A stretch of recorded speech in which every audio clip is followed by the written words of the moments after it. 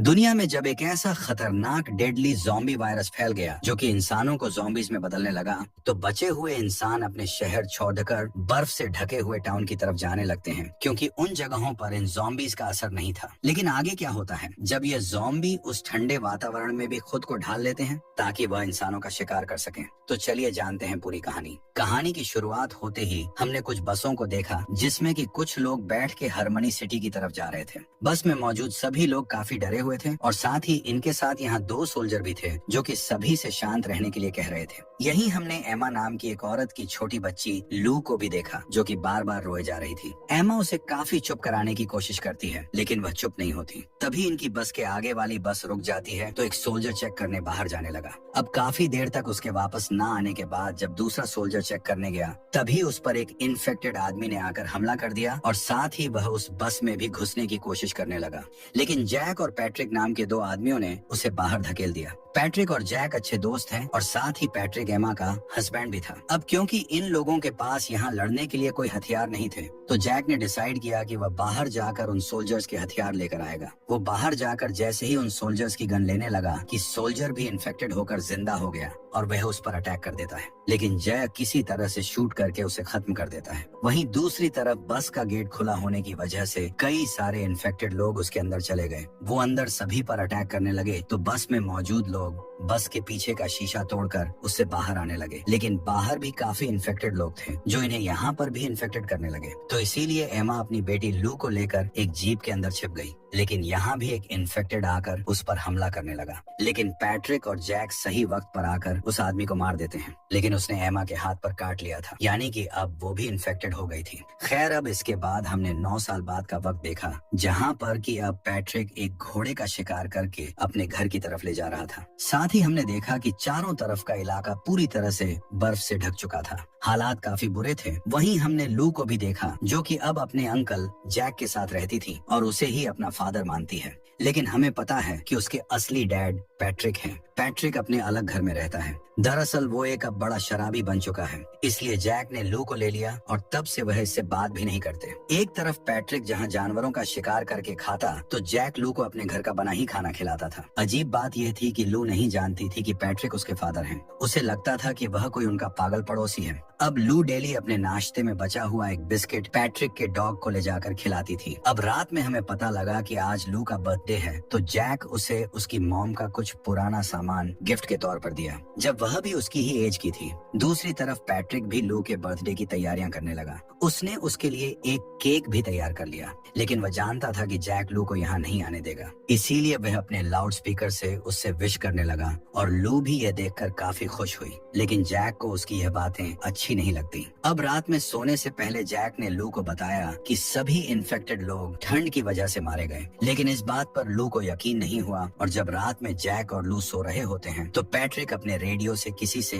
Contact करने की कोशिश करने लगा जानने के लिए कि अभी कोई जिंदा है भी या नहीं। लेकिन दूसरी तरफ से जब कोई जवाब नहीं आता तो वह चिल्लाने लगा और उसकी चिल्लाने की आवाज से इस तरफ लू उठ जाती है। और जैसे ही वह विंडो की तरफ देखने आई तो उसे अपने घर से बाहर कोई इन्फेक्टेड आदमी दिखा। इसे देखकर लू काफी ज्यादा डर गई और अपने घर के एक कोने में आकर बैठ गई। अगली सुबह जब जैक की आंख खुली तो उसे लू अपने बेड पर नजर नहीं आती, इसीलिए वह उसे अपने घर में ढूंढने लगा। लेकिन वो उसे बेड के नीचे छिपी हुई मिल जाती है। इसके बाद लू ने उसे बताया कि रात में मैंने एक इन्फेक्टेड आदमी को देखा था। लेकिन जैक ने उससे कहा कि हो सकता है कि वह तुम्हारा कोई वहम हो, क्योंकि जैक को लगता था कि इन्फेक्टेड लोग ठंड से मारे गए हैं। अब थोड़ी देर बाद जब लू पैट्रिक के डॉग को बिस्किट खिलाने आई तो उसे वहाँ पर पैट्रिक भी मिल जाता है। वो उसे देखकर काफी इमोशनल हो गया। जैसे ही उसने उससे बात करने की कोशिश की यहाँ पर जैक आ गया। वो पैट्रिक पर काफी गुस्सा हुआ कि तू मेरी बेटी से दूर रहे। खैर, अब इसके बाद पैट्रिक अपने डॉग को लेकर शहर के खाली पड़े मॉल से कुछ सामान लेने चला गया। वो जब यहाँ सामान देख रहा था तभी उसे अपने आगे एक लोमड़ी की लाश दिखी जिसे कोई अपना निवाला बना रहा था। पैट्रिक समझ गया कि यहाँ कोई इन्फेक्टेड है, इसीलिए वह यहाँ से दूर भागने लगा। वो अपनी स्नोवेल से यहाँ से भाग ही रहा था, तभी रास्ते में पड़े पेड़ से उसकी गाड़ी टकरा गई जिससे वह बेहोश हो गया। और जब उसे होश आया तो वह इन्फेक्टेड आदमी उसके ऊपर था। हमने देखा कि वह इन्फेक्टेड लोग काफी खौफनाक अजीब बन चुके हैं। उनकी आंखें तो चली गई हैं, लेकिन वह अपने कानों से सब चीज को फील करते हैं। इसीलिए पैट्रिक उसके सामने चुपचाप पड़ा रहा तो वह इन्फेक्टेड। उसके जाने के बाद ही पैट्रिक अपनी गाड़ी लेकर जैक को वार्न करने के लिए आने लगा। दूसरी तरफ जैक लू को बंदूक चलाना सिखा रहा था। तभी उसे पैट्रिक शॉट फायर करता हुआ दिखाई दिया, जो कि उसे भागने को बोल रहा था। लेकिन शॉट फायर की आवाज सुनकर वो इन्फेक्टेड आकर पैट्रिक पर हमला कर दिया और यह देखकर लू जैक से पैट्रिक की मदद करने को कहने लगी। इसीलिए जैक उसे जल्दी से अंदर भेजता है और इसके बाद बंदूक उठाकर उस इन्फेक्टेड पर निशाना लगाने लगा, लेकिन उसका निशाना सटीक नहीं बैठ रहा था। तब तक पैट्रिक के डॉग ने उस इन्फेक्टेड पर हमला कर दिया, लेकिन इस बीच वह इन्फेक्टेड आदमी पैट्रिक के गले में काट लेता है, साथ ही उसके डॉग को भी मार दिया। जिसके बाद पैट्रिक किसी तरह से अपनी गन उठाकर उस इन्फेक्टेड को शूट कर देता है और घायल होने के बाद वह यहाँ से भाग गया। अंदर जाने पर लू जैक पर गुस्सा होने लगी क्योंकि उसने पैट्रिक की मदद नहीं की थी। दूसरी तरफ घर जाकर पैट्रिक अपने घाव देखने लगा। वो अब समझ चुका था कि कुछ ही वक्त में वो भी इन्फेक्टेड बन जाएगा, इसीलिए वह खुद को शूट करने लगा। लेकिन तभी उसे एमा की याद आ गई, जिसमें कि उसने उसका इन्फेक्शन वाला हाथ काटा था, इसलिए वह खुद को मार नहीं पाता। लेकिन रात में जब वह बैठा होता है तो उसे उसके रेडियो पर किसी अनजान आदमी की आवाज आने लगी। वो आदमी उसे कह रहा था कि वह वापस आ रहे हैं और जैक ने तुम्हारी मदद नहीं की, उसे ऐसा नहीं करना चाहिए था। अगली सुबह हमने जैक को देखा जो कि अपने घर के सभी दरवाजे अच्छे से सील कर रहा था। तभी उसने देखा कि पैट्रिक तो अभी तक ठीक है और वह इन्फेक्टेड भी नहीं हुआ है, और यह देखकर उसे यकीन नहीं हुआ। वहीं यहाँ पर लू जैक से जिद करने लगी कि वह उसकी माँ के लिए ताज़ा फूल लेकर आए, नहीं तो वह खुद बाहर जाकर ले आएगी। इसीलिए जैक को उसकी बात माननी पड़ी और वह फूल लेने के लिए चला गया। तभी उसे यहाँ रास्ते में पैट्रिक का गिफ्ट मिला, जो कि उसने लू के लिए तैयार किया था। खैर जैक ने उसे अपने पास रख लिया। अब कुछ दूर आगे जाने पर उसे एक सुनसान घर मिला, जहाँ जाकर वह उस घर के पास मौजूद फूलों को लू के लिए ले लेता है। दूसरी तरफ हमने पैट्रिक को देखा जो कि घर में अपने रेडियो से बात कर रहा था। तो रेडियो से कह रहा था कि वह जैक को मार दे क्योंकि उसने उसकी हेल्प नहीं की, लेकिन पैट्रिक ऐसा करने से मना कर देता है। दरअसल वो रेडियो पर खुद से ही बातें करता था क्योंकि अकेलेपन और डिप्रेशन की वजह से वह ऐसा हो गया था। दूसरी तरफ जैक ने वो फूल लाकर लू को दिए, जिन्हें देखकर वो काफी खुश हो जाती है और आधे फूल अपनी माँ के फोटो के आगे रखे और आधों को लेकर घर के बाहर आ गई, जिससे कि वो उन्हें पैट्रिक की डॉग की कब्र पर रख सके। वो उन फूलों को उसकी कब्र पर रख ही रही होती है कि तभी यहाँ पर वही इन्फेक्टेड आदमी आ जाता है और वह लू के एक थप्पड़ मारकर उसे बेहोश कर देता है। लेकिन इतने में ही यहाँ पर जैक आ गया और वह लू को बचाने के लिए उससे लड़ने लगा। लेकिन उस ज़ॉम्बी ने भी जैक के सीने पर काफी जख्म कर दिए थे।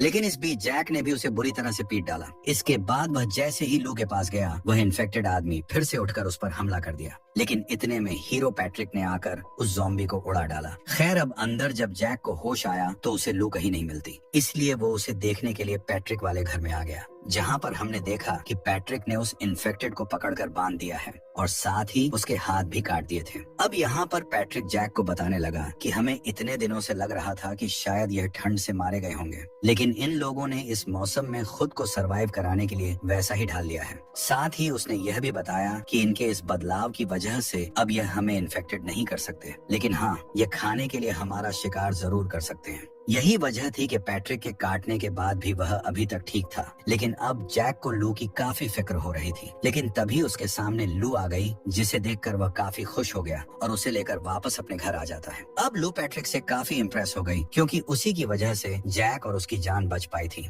इसीलिए उसने अगले दिन जैक को फोन किया और उसे अपने घर पर डिनर के लिए इनवाइट कर दिया। पैट्रिक भी यह बात सुनकर काफी खुश हुआ और वह अपनी दाढ़ी वाड़ी बनाकर रात में उसके घर जा पहुंचा। लल्लू उसके आने पर काफी खुश हुई और अब जैक ने भी उसे नहीं रोका, बल्कि उसे उसका वो गिफ्ट भी दे दिया जो उसने लू के लिए बनाया था। जिसके बाद पैट्रिक ने अपने हाथों से ही लू को वो गिफ्ट दिया और ये गिफ्ट लेकर वो काफी ज्यादा खुश हो गई। अब रात में ये लोग डिनर करते वक्त काफी सारी बातें करते हैं, जिसके बाद लू पैट्रिक से कहानी सुनते सुनते उसकी गोद में ही सो गई। जिसके बाद जैक ने पैट्रिक से कहा कि देखो यार, मैं लोग को सेफ रखना चाहता हूँ और इस सब में मुझे तुम्हारी हेल्प चाहिए, मैं ये अकेले नहीं कर सकता। जिस पर पैट्रिक ने उससे कहा कि हाँ बिल्कुल, मैं तुम्हारी मदद के लिए तैयार हूँ और हम लोग सुबह गाड़ी लेकर यहाँ से निकल जाएंगे। लेकिन जैक इस बात के लिए राजी नहीं होता। वो कहता है कि नहीं, हम इस जगह को छोड़कर नहीं जा सकते, पता नहीं दूसरी जगह क्या परेशानी हो। लेकिन पैट्रिक ने उससे कहा कि देखो, आज एक इन्फेक्टेड आया है, कल को और भी आ सकते हैं, इसीलिए हमें यह जगह छोड़नी ही होगी। ये बात जैक को पसंद नहीं आई और इसी बात पर इन दोनों में बहस हो गई।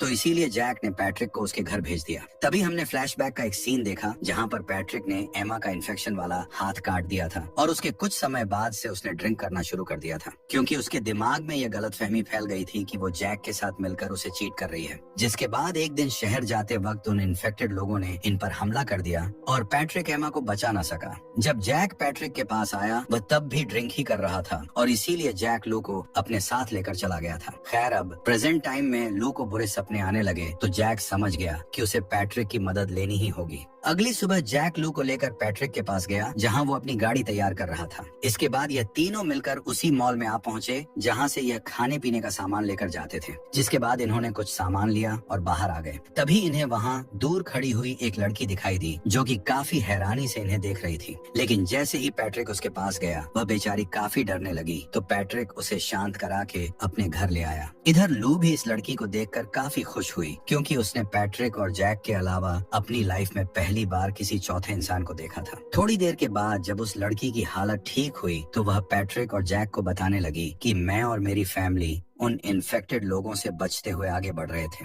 इसी बीच मेरी मुलाकात एक लड़के से हुई और हम दोनों रिलेशन में आ गए, जिस वजह से मैं प्रेग्नेंट हो गई। हम लोग उन इन्फेक्टेड लोगों से बचते हुए जा ही रहे थे, लेकिन इस हमले में इस लड़की का बॉयफ्रेंड मारा गया। तभी इन लोगों को बाहर से इन्फेक्टेड की आवाज आती है जिसे कि पैट्रिक ने बांध रखा था।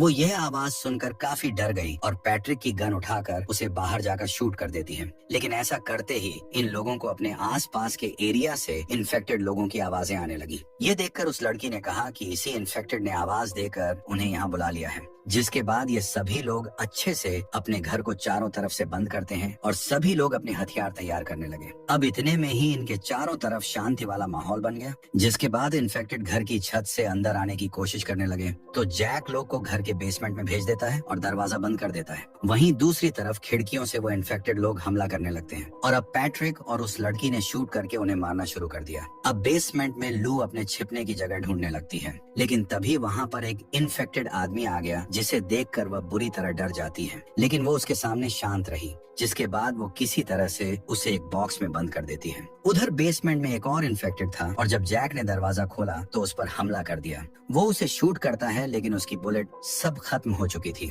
अब पैट्रिक भी उन्हें रोकने में लगा हुआ था। इतने में ही वह लड़की जाकर पैट्रिक के रेडियो पर तेज आवाज में म्यूजिक बजा देती है, जिससे इन्फेक्टेड को तकलीफ होने लगी और उन्हें मारने का आसान मौका भी मिल गया और वह एक स्टैंप मशीन लेकर अंदर आने वाले इन्फेक्टेड लोगों को मारने लगी। अब लूवी बेसमेंट से बाहर आकर रेडियो से मदद मांगने की कोशिश करने लगी। दूसरी तरफ से एक औरत ने उसे रिप्लाई दिया कि विंटर फॉल्स इस वक्त सबसे सेफ जगह है जहां पर यह लोग जा सकते हैं। वहीं ये तीनों इन्फेक्टेड से लड़ रहे थे, लेकिन कुछ ही देर में वो म्यूजिक चलना बंद हो जाता है क्योंकि जनरेटर का फ्यूल खत्म हो गया था, जिस वजह से फिर से वह इन्फेक्टेड घर पर चढ़ने लगे। अब यहाँ पर लू ने सभी को स्प्रिंग फॉल नाम की उस जगह के बारे में बताया जो कि यहाँ से 50 मील दूर है। पैट्रिक ये बात जान गया था कि उनमें से किसी एक को ज़ॉम्बी का ध्यान अपनी तरफ करना होगा और तभी बाकी लोग यहाँ से निकल सकते हैं। इसीलिए पैट्रिक खुद को सैक्रिफाइस करने के लिए तैयार हो गया। जिसके बाद उसने एक फ्लेयर ली और लू से खुशी खुशी विदाई लेकर घर से बाहर आ गया और उन इन्फेक्टेड लोगों को अपने पीछे ले जाने लगा।